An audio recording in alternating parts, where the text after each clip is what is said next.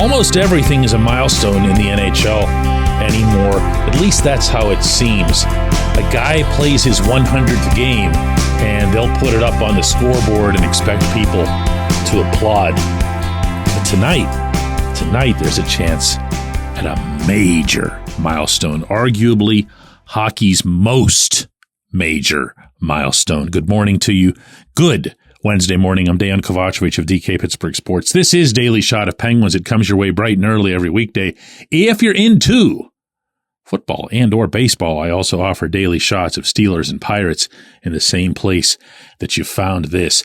Evgeni Malkin needs one goal for 500. Got the empty netter the other night in Montreal, setting a stage so that he'd have not one but two home games before a week-long trip back up in Canada to get that on home ice.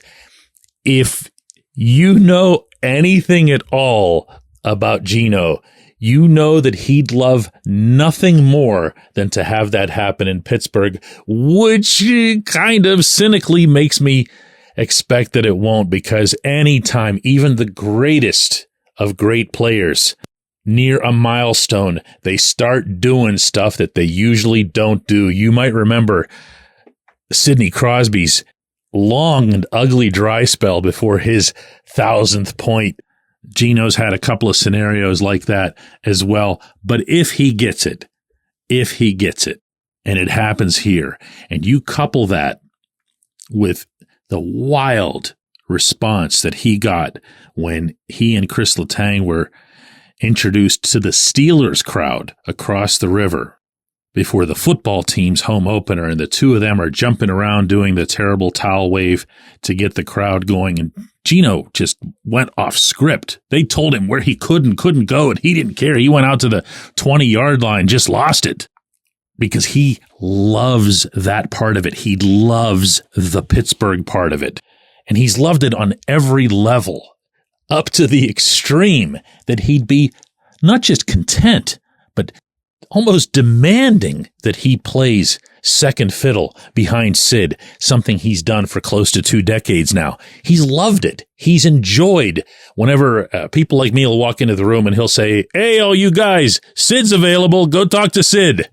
And he's kind of joking when he says it, but he's also kind of not.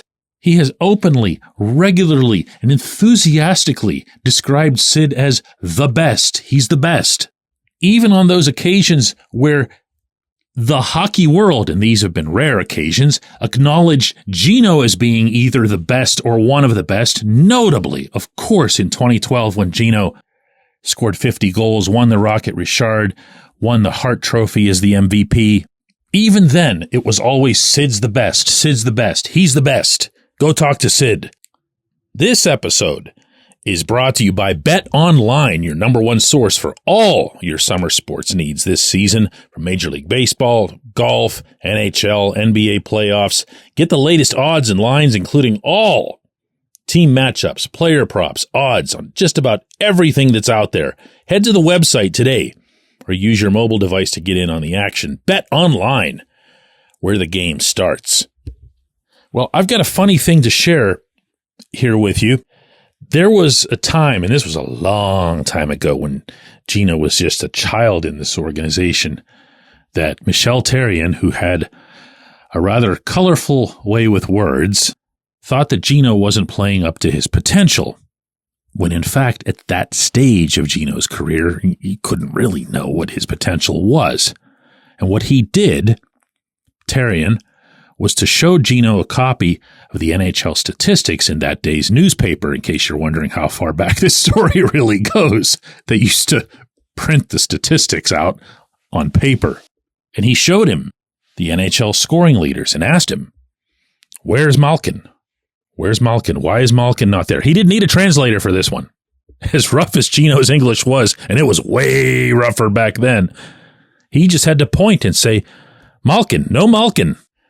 At which point, coincidence or not, Geno went nuts. And by that I mean on the ice. And Geno soared into those scoring leaders, and he never left. And the funny part of that story is, if you open up your NHL scoring leaders today, that of course would be done online, you'll find that Geno has 7 points and that the only 3 players in the league with more have 8 points.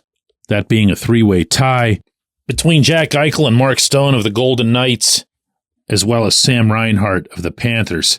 But he's right there. He's still there. He's had multiple point outputs in each of the Penguins' past 3 games. He's been flying all over the rink. He's still great at an age where, my goodness, even the legends of the game would have long since fallen off. He just keeps going.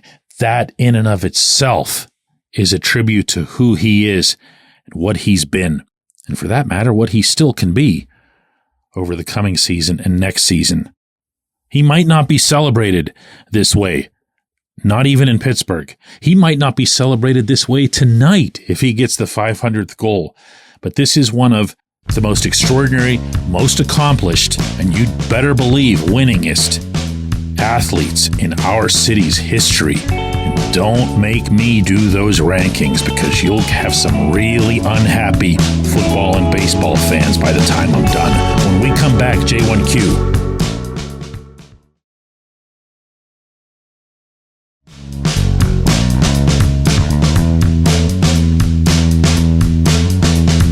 Today's J1Q comes from Stan, who says, "Hey DK, I'm wondering about your thoughts on Sidney Crosby these past couple of games. To me, it seems like something's off with his play. It might just be a slump, but what do you think?" Stan goes on to say some nice stuff about the show and everything. I appreciate that, Stan. The first thing I'll mention is that Sid's got 3 points in 4 games, which isn't, bad. A guy that's been point a game for the better part of his career. In fact, for the entirety of his career, that's pretty close to point a game already. Now, that out of the way, and the reason that I chose your question for today, and we had a lot of good candidates, is that, something's off. Something's off. I don't know what. But when Sid's making giveaways, and he had some doozies the other night in Montreal, something's off. That can be physical. Hockey players go through way, way, way more physical ordeals than what any coach or any set of parentheses or any lower body / upper body designation will let you know. They'll all tell you everybody's got something, and they've got it pretty much every day. So it could just be, I don't know, he gets whacked a certain way in a certain venue at a certain time and just keeps playing through it. It could be, as you're pointing out, that there's just a little bit of a slump at hand. And he's had those. There haven't been many. But, we're 4 games in. I thought he did some good things in Detroit. The other 3 games, not as much. But look, we tend to do this too when we talk about Sid, and we talk about Geno, and we've been doing this for almost 2 full decades. When things go wrong with them, what do we end up? Yeah, right. The line mates, always.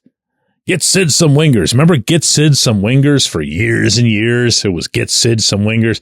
And then when Sid would get wingers, the next dialogue would be, how come Sid gets all the wingers? Geno never gets the wingers. Sometimes the wingers get tried out with Geno, and then when they get good, they graduate to Sid's line. Not fair to Geno. In this case, I'm going to point out that Brian Rust got a late start to his season. We haven't seen the best from him yet. And then, more important and way more within Mike Sullivan's control, I don't know what they're trying to do with Anthony Beauvillier. I get he had, the couple goals in that game in Detroit, and wonderful for him. The next thing that I see from Beauvillier, whether it's regular season, before that, the preseason games, before that, in training camp, and they've been doing this since day one of training camp, that makes me think that Beauvillier is a first-line or even second-line winger in this league, will be the first. To me, if you want to talk about the start that Geno's had, you have to chime in before long that Ricard Raquel's really letting the puck go, and that Michael Bunting has continued from last season to look like a fine fit on Geno's left side.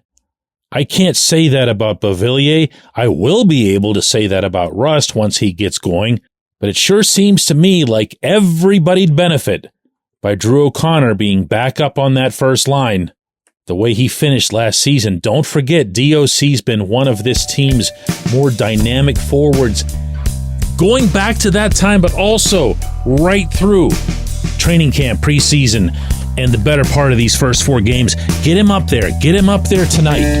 I appreciate the question. I appreciate everybody listening to Daily Shot of Penguins. We're going to do another one of these tomorrow.